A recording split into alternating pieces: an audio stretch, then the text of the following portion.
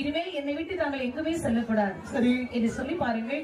மனதிற்கு பேசி 2 பேரும் அழகாக சரி இருக்கக்கூடிய சமயத்தில் அம்மாவுக்கு மிகவும் களைப்பு. சரி அத்தான் என்ன எனக்கு மிகவும் களைப்பாக இருக்கின்றது. சரி சற்றேரம் உங்கள் தொடைமே தலை வைத்து படுக்கட்டுமா? லட்சுமி எவ்வளவு நேரம் வேண்டுமானாலும் என்னுடைய தொடை மீது தலை வைத்து நீ தூங்கி விழித்த பிறகு நாம் இங்கிருந்து போகலாம்.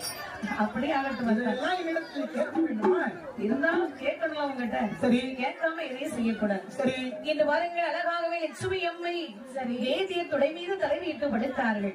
படுத்திருக்கக்கூடிய சமயத்தில் இந்த வேதை என்ன செய்தா பாருங்கள். என்ன செய்தார்கள்? பிச்சி இப்போதான் விரித்து ஏமாத்தார் வேதியரோ தாழம்போதான் விரித்து தலைமாத்தார் வேதியரோ ஆடி வந்த செலவாரே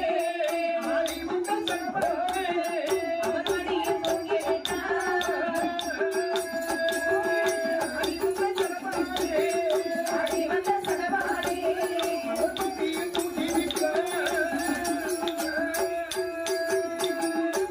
அப்படி பாருங்கள். பிச்சிப்பு தான் விரித்து பெண் பார்த்தார் வேதியர். சரி தாழம்பு தான் விரித்து தலை பார்த்தார் வேதியர். சரி அப்படி அழகா பெண் பார்க்கும் போது பாருங்க அம்மா அம்மா அப்படி தூங்கிட்டாங்க. உண்மையிலேதான் அம்மா பெண் பார்த்தாலே ஒரு தனி சுகம் தானே அம்மா.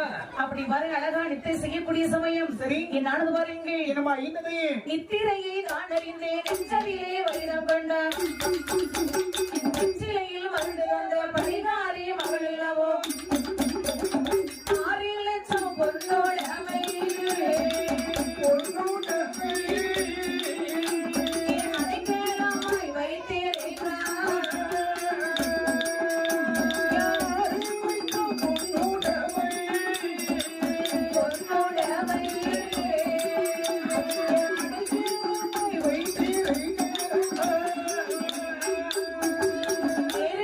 செய்யாமல் வீட்டில் இருந்துடலாம் காவி போட்ட வேசியிலே கட்டினாரே கொண்டளவான் துடையளவு மண்கோ வைத்து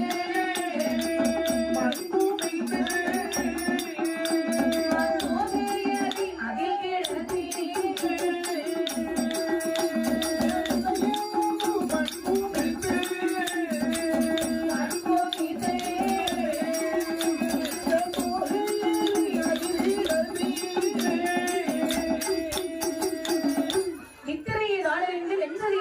கொண்டார். சரி இந்த லட்சுமி அம்மை நம்பிக்கையோடு இந்த வேதியர் தொடை மீது தலை வைத்து படுத்து நித்திரை செய்கின்றார்கள். சரி